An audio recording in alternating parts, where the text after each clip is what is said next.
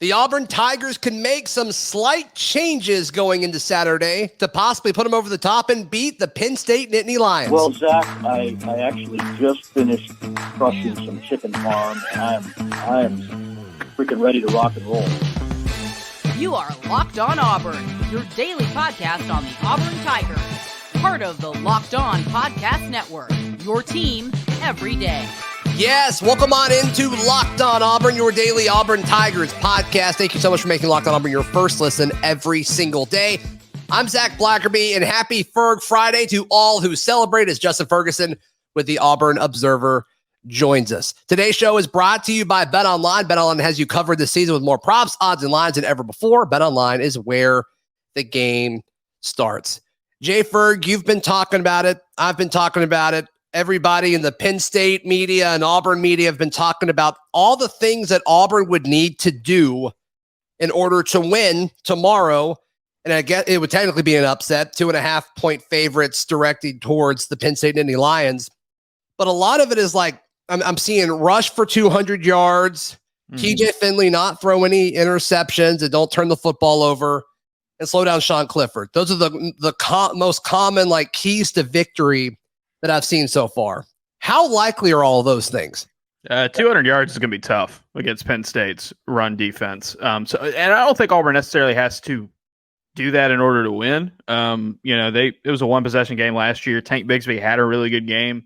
Jarquez Hunter had a good game, but they weren't at 200 in that one.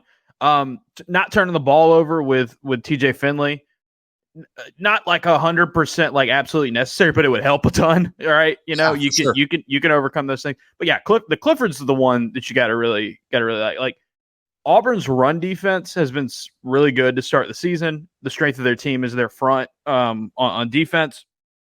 Now I know Penn State, the new 5-star running back they've got who looked really good against Ohio last week.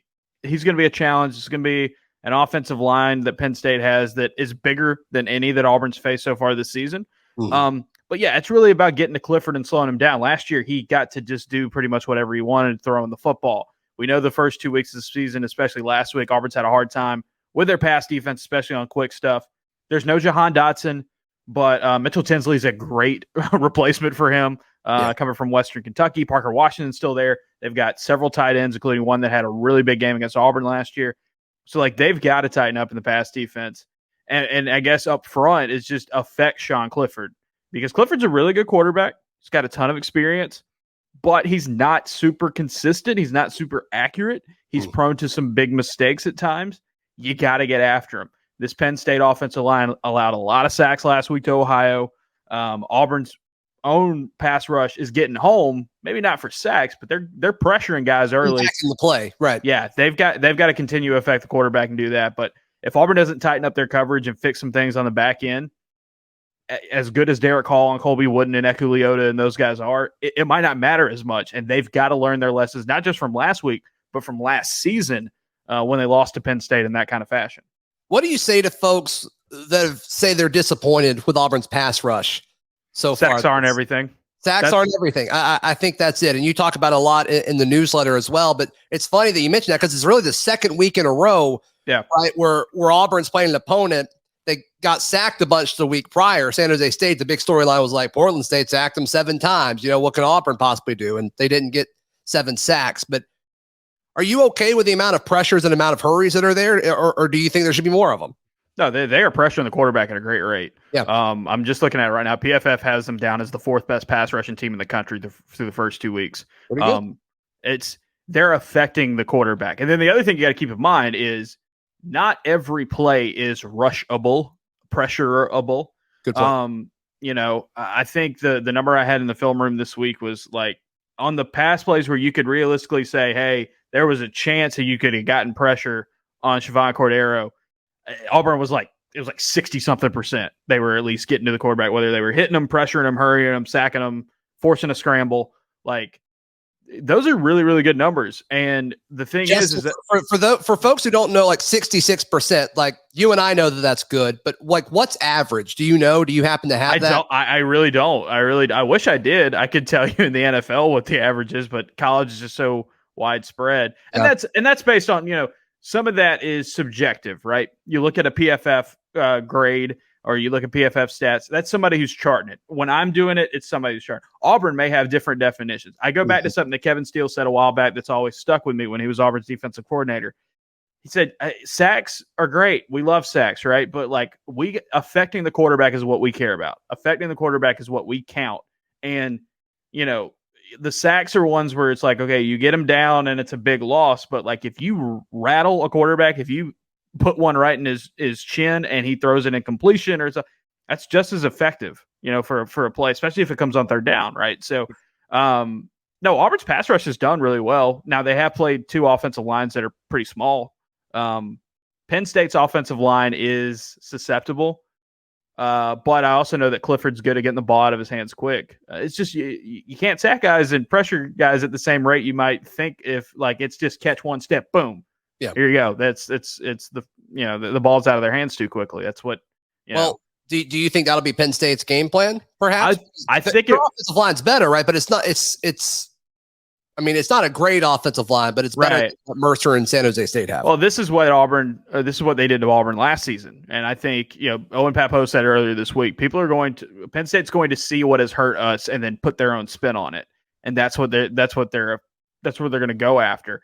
Yeah. Auburn's got to tighten up in the pass coverage. They have got to play better in the back end. And some of it, I think, is playing more press coverage. Now, it's not like they've completely abandoned it.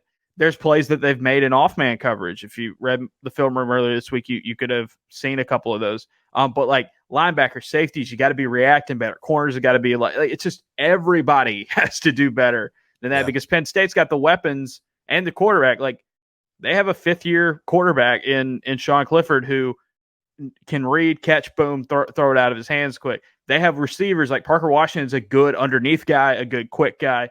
Mitchell Tinsley's a good, like, intermediate to short guy. He can take the top off the defense, which everybody did at Western Kentucky last year. Sure. They got tight ends that can make big plays. Like, they're built to attack Auburn that way. It would be great if Auburn could, if a quarterback gets his normal drop and he's looking deep downfield and Derek Hall and Ekuliota and those guys can go to work.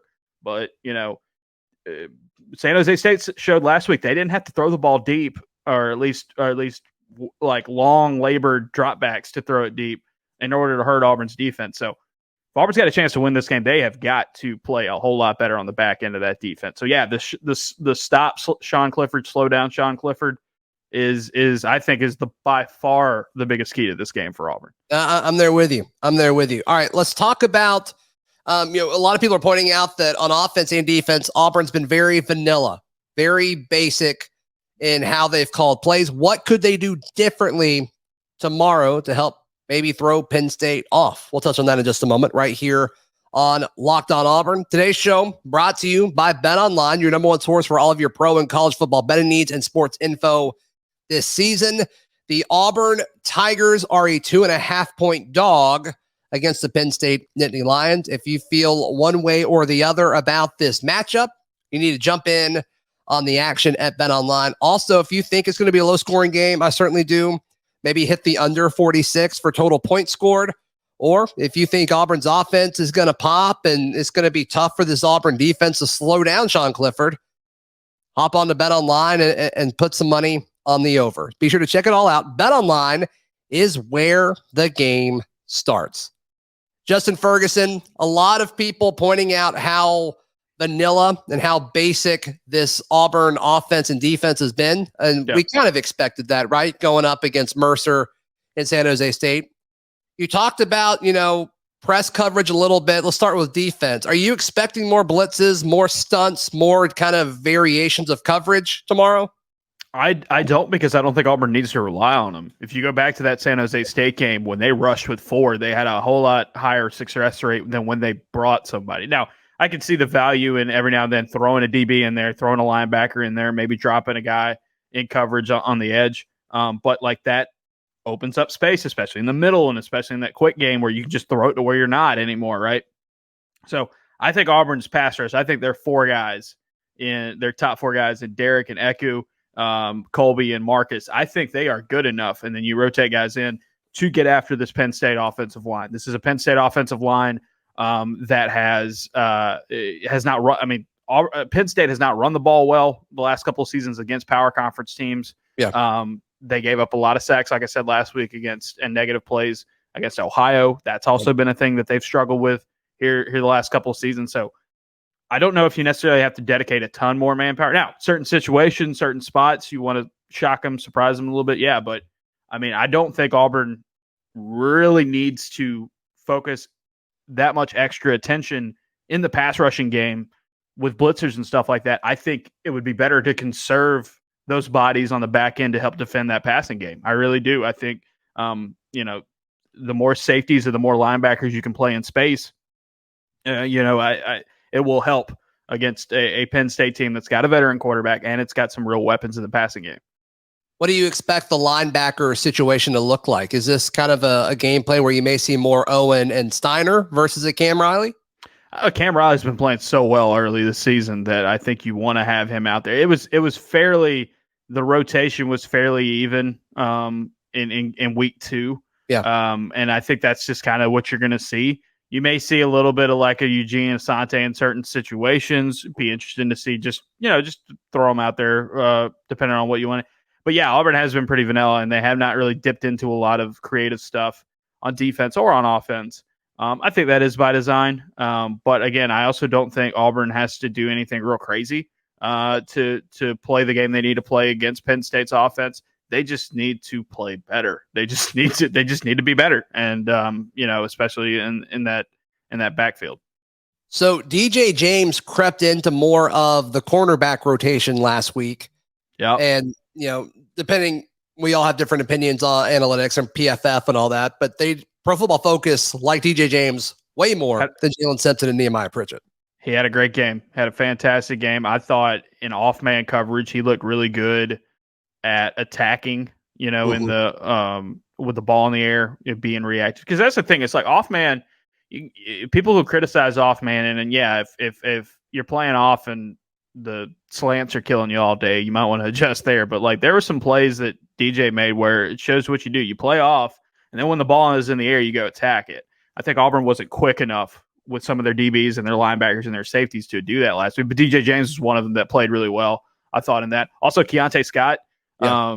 It's hard to play nickel. So like you may look at some of his stats and be like, oh, he gave up some yards. Well, yeah, it's nickel. Like, it's a tough position to play. But, we see Keontae Scott get a start at nickel, which puts Donovan Kaufman at safety. I think that's where Kaufman is better at. I get that he's got, a lot of experience at nickel. And not to take anything away from Caden Bridges, but like that puts you in a situation where you don't have to trust a very young guy that much early on. So at least with a guy like Keontae Scott, he's played, 2 years of post high school football, and DJ James has a good amount of experience come from Oregon. Yeah, I think those two guys were real big weapons. Wasn't a great game for Auburn's other 2 corners last week. They got to tighten up because both of those guys, that's the thing. It's like both of those guys, we have seen them play well before. Yeah, they're good corners. Yeah. Yeah, it's just it was off last week, and everything was kind of off with Auburn in the pass defense last week. So, but yeah, having Scott and James get a big amount of reps last week is only going to help that secondary this week because they're going to be more prepared and more, ready to contribute in a big game. Offensively, what are you expecting to change? I know something that a lot of Auburn people want to see is more passes to the running back, get Tank Bigsby and Jarquez Hunter the ball maybe on the perimeter through the passing game. Do you expect to see that? Do you expect to see more passes to wide receivers? What are some things they could change and kind of make this offense more complex for Penn State? Use the receivers more. I think last week Auburn really didn't, in the last couple of weeks, like they've gotten receivers out there on the field, but it's been very basic with what they've done with their wide receivers. I know that's probably not going to be the case moving forward. So, I thought in week 1, getting a little bit creative with some of the play calling and some of the designs. And then last week, you didn't really see much of that. Now, some of it was because Auburn was playing from behind for a stretch and, they were focusing on just, getting their quarterback back and rolling again. But yeah, no, I think they got to get just more creative in the passing game. Penn State's got a really good secondary. They've got a safety that had a ton of picks last year. Joey Porter Jr. is a fantastic corner, and his dad was a pretty good football player, if you may remember. Yeah. So, but that's going to be the interesting thing there is they got to get a little bit more creative and show some stuff that maybe will catch Penn State off guard because that is a really good secondary. The front for Penn State's not quite as that's not their strength to their game. They've got a really good experienced linebacker. They've got a couple of pieces on that defensive line that came back, but you haven't seen them be overly productive in the first couple of weeks. So that's something where I think Auburn's got to go to work. Auburn's offensive line against Penn State's defensive line is going to be really, really interesting. I think if Auburn can hold its own there, and on the flip side, when Auburn's defensive line beat Penn State's offensive line, that's where I think Auburn could win this game. That take advantage of what you've got when you're on defense in the trenches, but on offense, here we go. This is big boy football you're going to have to play now. So Tate Johnson, Keandre Jones, these newcomers and some of these guys playing in big spots. This is your opportunity because you're not going to be pushing around guys like Mercer and San Jose State anymore. This is an SEC. This is an SEC defense. Yeah. I will say that about Penn State. That is an SEC defense that you're going up against. Yeah, no question. Over under for catches by wide receivers, Auburn wide receivers tomorrow. Let's put it at 6.5. Over. Yeah. Over at that point. I think here's one thing I'll say. If Javarius Johnson doesn't get more targets than what he is getting right now, Auburn's got to go back to the drawing board or something with him. Dude's leading the league in yards per catch. He was Auburn's best deep ball threat last year, and also he is a guy that plays the slot.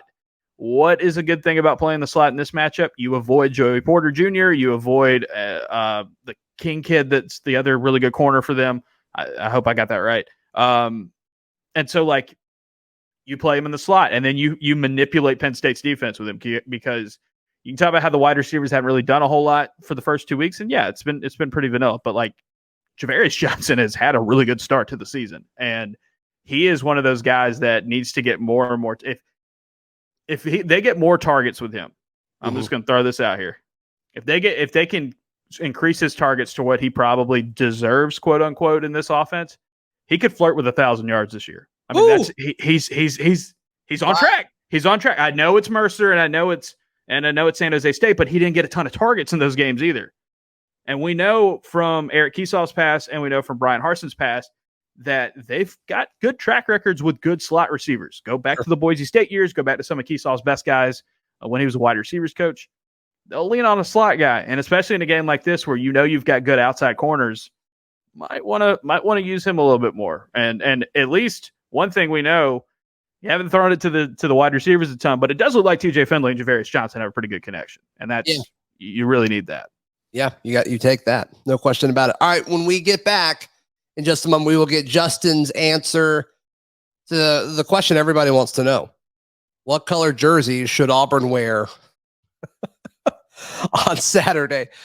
Today's show is brought to you by our friends at Frisky Whiskey. If you're coming in town from Atlanta or anywhere that it requires you coming down I-85 through Georgia, right before you cross over into the Alabama state line, be on the lookout for Frisky Whiskey. There will be signs all over the place, billboards saying, exit ahead and all that. The greatest selection and the greatest prices you will find on any kind of alcoholic beverage or spirit you could possibly want.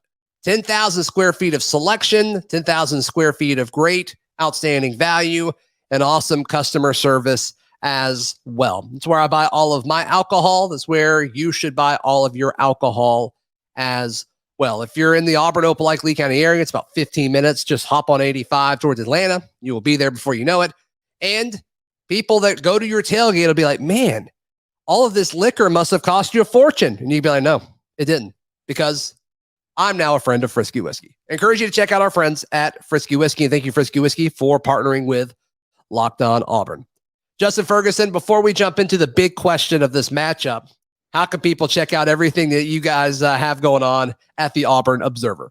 Yeah, it's been a busy week at the Observer. You can check it out, auburnobserver.com. We've got several newsletters this week. Film Room on the pass defense did a thing about hidden yardage and why that really hurt Auburn the first couple of weeks, and they got to stop doing that now. Includes a really cool photo of Bill Parcells when he was at Air Force in there, just for fun. Also, a story in there about what's different about this matchup compared to last season and what's the same. There's some new faces at Penn State. There's some tweaks, but a lot of it, is kind of what you would expect from last season. So you can check that out. We did a podcast on Thursday with my friend Audrey Snyder, who covers Penn State for The Athletic, breaking it down from the Penn State perspective. There's a new Friends of the Program out today, so by the time you're listening to this, that'll already be out, and I have no idea what's in it, so good luck with that. Mailbag out today. We'll have coverage over the weekend, recap podcast, just a ton of stuff. AuburnObserver.com. It's $6 a month or $60 a year to sign up, and we email everything to you, whether it's a newsletter or a podcast, so you can read and listen on your own time. Justin Ferguson, thank you so much for your time, as always. All right, real quick.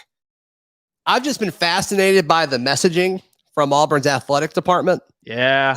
Because, I mean, it seems like everybody that's in the know and that would know if Auburn was wearing orange jerseys or not is saying adamantly, no orange jerseys. I've asked people on staff. They've told me no. I also don't know why they would answer that truthfully, if I'm being honest with you. It's like, I don't know if that's the greatest argument. Yeah. But they continue to tease. It really seems like they're teasing it through social media. Yeah. Do you think that's interesting at all, or just kind of it is what it is? I've heard the same thing you've heard. It doesn't seem like Auburn's going to do it, right? This started with Brian Stoltz at Rivals just asking, like, hey, would you like Auburn to do orange jerseys someday? And they were like, yeah, we would. Auburn's probably not going to do it. It's very traditional.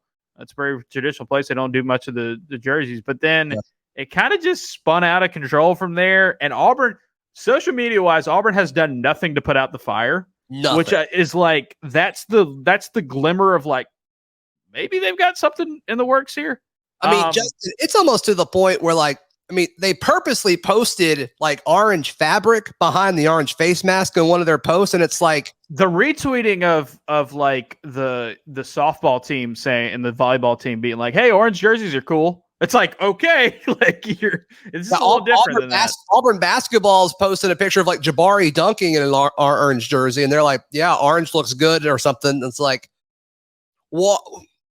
The way that they've handled it from a messaging standpoint, it's like it's almost going to be disappointing if they don't do it on Saturday. So I'm like, what do you do? Like, why are you putting yourself in a hole? Yeah, that's the crazy, and that's what makes me think in the back of my mind, like, well, maybe this is maybe they're just swerving everybody here. And if they do, like, good for them. I think you can make a good. Now I would say orange face mask with all the orange accessories, like that's going to be a good look anyway, if it is on the blue. My whole thing, and if you follow me on Twitter, you've seen this, my whole thing is that if you do the orange jerseys, the stripes have to be correct, and like just flipping it like they did back in the day looks kind of stupid to me, but that's just me. Mm-hmm. And yeah, you can look on my Twitter. There's a thing I did, a quick mock-up where it kind of looks like Ohio State, basically, where you just keep the big stripe in the middle orange and then do white and blue on it, and it so you still have that kind of Auburn stripe look to it. Yeah. That to me is a whole lot better than that. Like if they did that, I'd be like, yeah, great, but that's also going to be like me patting myself on the back for having a good idea. But sure, you do that from time to time. That's okay, right? Like the resident Auburn uniform expert, Clint Richardson, who does his whole thing. He did a whole thread of why he doesn't think they're going to. And one of his points, and I didn't realize this was a thing, but it makes sense.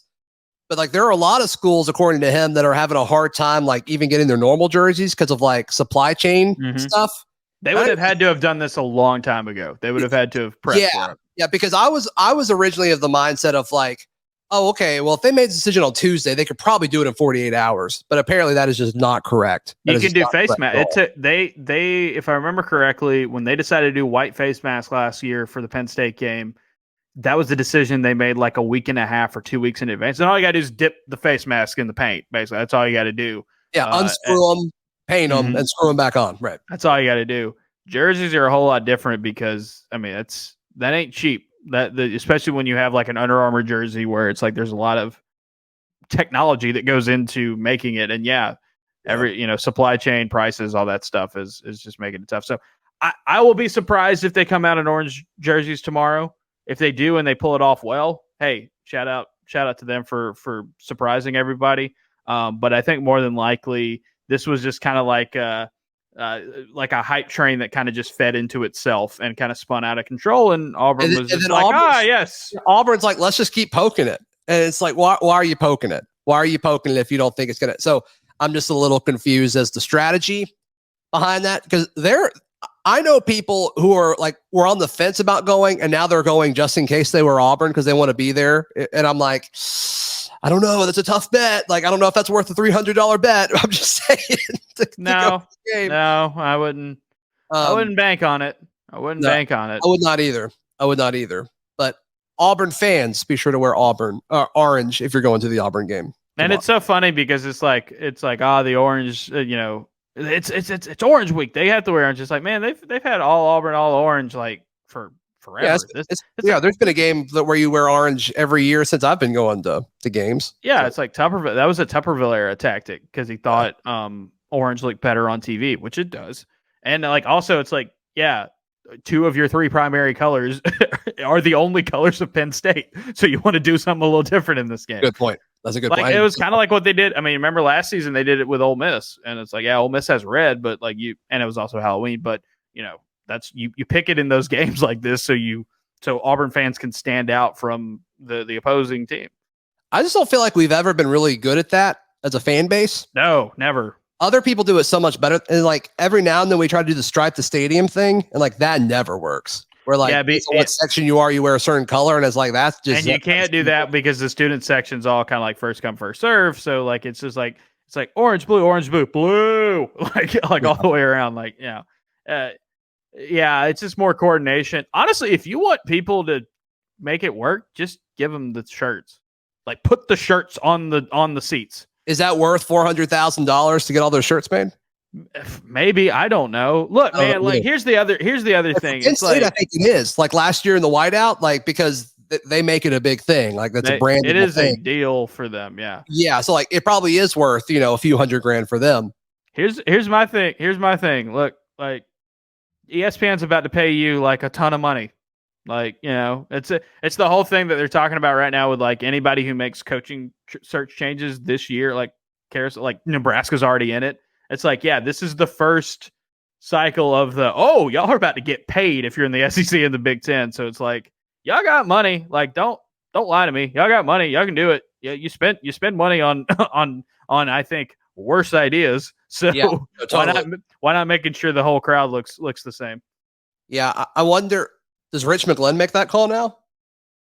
I think that's so many different people's call at this point. I think you got to run that up so many chains and all that. But that's I don't know. I just think Auburn.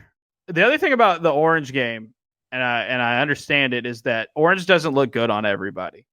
I get it. Orange is not an appealing color. Like let's just be like, it's a much better looking color. It's a better accent color than a main color. I've always thought that. I feel that. So, some of us just don't look good in orange, but some of us are also very pale, as you can tell if you're watching this right now. So, not talking about Zach, I'm talking about me. I'm sitting here wearing orange. You're just slamming me, but that's fine. That's okay. And look, hey, you can make the orange, especially with the Bo Jackson in the background. It's just popping. The contrast works here. Yeah, it's just like it just looks like a horror movie, like VCR. It's just like something bad is happening there, and it's way too bright. I gotcha. Well, aren't you glad this game is tomorrow? Terrible joke. Justin, how can people one more time sign up for everything you got going on? AuburnObserver.com. It's $6 a month or $60 a year. Click around on the site. See if you like what you see from the newsletters, hear the podcast, and give us a few dollars a month. Yep. We'll give you a lot of stuff. It's worth it. It is absolutely worth it.